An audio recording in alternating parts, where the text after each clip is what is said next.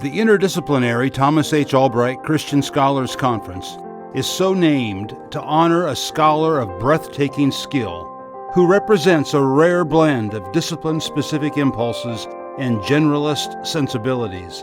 His scholarly work has ranged over 3 fields of interest: ancient rhetoric, restoration history, and biblical theology. Most scholars would be delighted to match Tom's mastery of just one of these fields, and yet he presides with an Olympian majesty over all 3.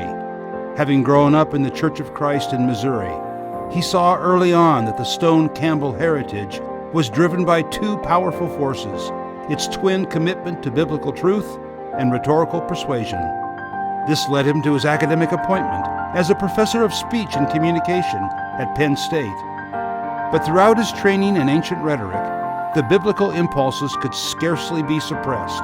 They were powerful enough to dislodge him from a secure professional position and take him to Harvard, where he would spend 3 years earning a Master's of Divinity.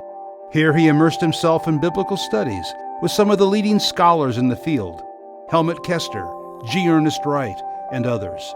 So when he received a call to Abilene Christian, he came well equipped in both the rhetorical and biblical dimensions of the Restoration movement. His central interest, which derived from his profound devotion to the churches of Christ. For over 50 years, he has pursued each of these interests with vigor, imagination, and untiring energy.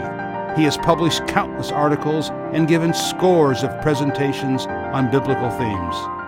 Tom has taught several generations of students, church members, and colleagues that the best antidote to spiritual lethargy is intellectual depth, that it is not shameful to know more, that the greater shame is to know less, and the greatest shame of all is to know more but love less. No one is more deserving to have a Christian Scholars Conference named in his honor than Tom Olbricht, child of the church, teacher of the church, servant of the church, and scholar extraordinaire.